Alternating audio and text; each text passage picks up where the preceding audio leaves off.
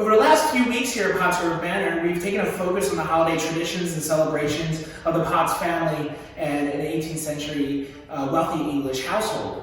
This week you'll see a celebration happening around me here also, and that's looking a little bit different than what we've seen in the past couple weeks. And the reason behind that is this celebration is dedicated towards the servants and enslaved of the household. The seemingly endless preparations, special dishes, and overall extra work that the holiday season brought fell to those working in and around the home and estate here. Enslaved, indentured, and paid workers often were the ones that prepared all that the holiday season entailed, and that meant extremely long hours.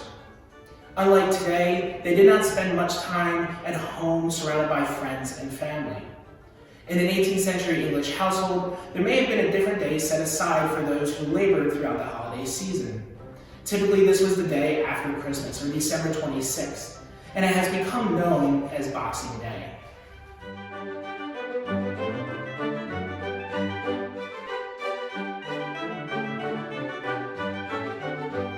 Boxing Day is still traditionally celebrated in Great Britain and many Commonwealth nations. The history or origins of Boxing Day are often heavily debated. What we do know is that the day after Christmas becomes a holiday sometime during the Middle Ages. It was during that time that under Roman Catholic rule, days were set aside for different feasts and celebrations dedicated to saints at the time. The day after Christmas was dedicated to Stephen and became known as St. Stephen's Day. We see it called St. Stephen's Day well into the 18th century and even 19th century. December 26th is also known as Wren's Day in Ireland. It's a day that's set aside to hunt the small bird known as a wren. So when we look at December 26th, it had many different meanings depending on the origins of the household.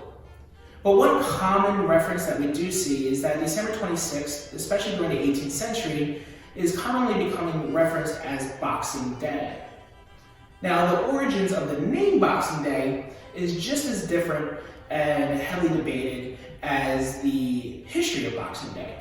And when we look at the origins through research, there are many different claims of where the name comes from. And some of them are extremely outlandish. And there's really two that we can support through research and ones that have helped shape the interpretation here in the household. And the first theory that we're going to look at is having to do with Christmas boxes. Now, Christmas boxes, when we look at them, they were not a special box per se, but it was more of a collection at the time.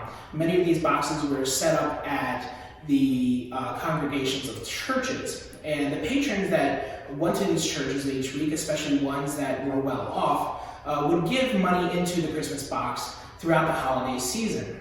And when we look into the research, it's really interesting because we see different diary entries of some of these more well-to-do 18th century churchgoers feeling that it was part of their duty to support those in need during the holiday season. And we've seen just as many references to many of those more well-to-do feeling that they were being strong-armed into support something they might not necessarily agree with.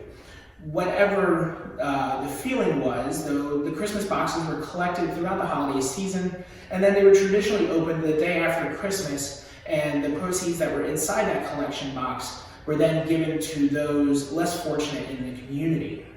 The other theory comes from the boxing of the gifts, and it's a little bit of both of these theories that help kind of shape what we do here. And when we look at the ledgers here at Pottsgrove Manor, the boxing of the gifts tends to be the one that kind of resonates more through. And the reason behind that is, in these ledgers leading into the holiday season, we see the purchasing of different lower class-based goods, especially when it comes to fabric and sewing notions like buttons and thread. And it definitely would not be purchasing for the family itself. And the theory is that gifts were collected by the family and then distributed to the servants and enslaved after Christmas on Boxing Day. So we take both of these theories and kind of shape them together because we have no true documentation to support what Boxing Day looked like here at Pottsgrove Manor.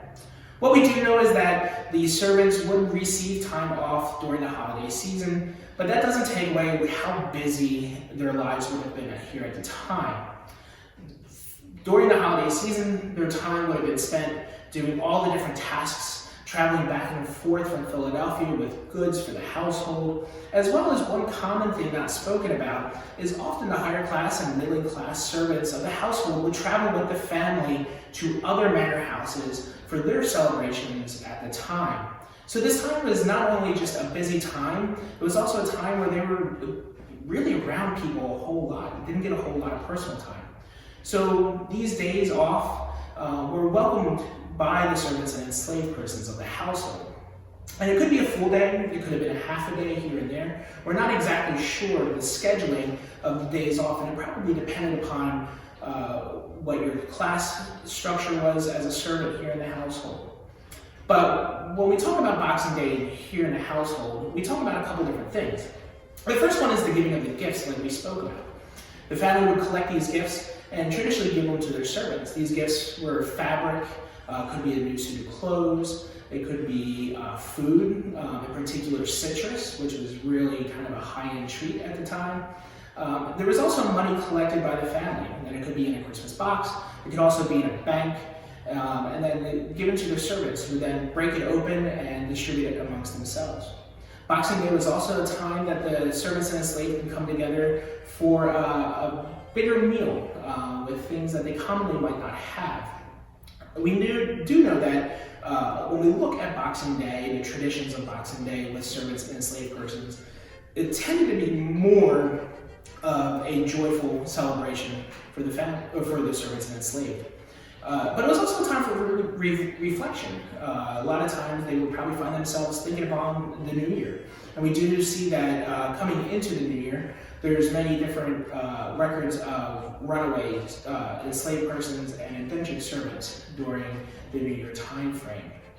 So, all in all, Boxing Day still is celebrated today. A lot of times that celebration is focused around meeting with family, a lot of relaxation. Stores will have sales on Boxing Day. There's lots of sporting events held on Boxing Day.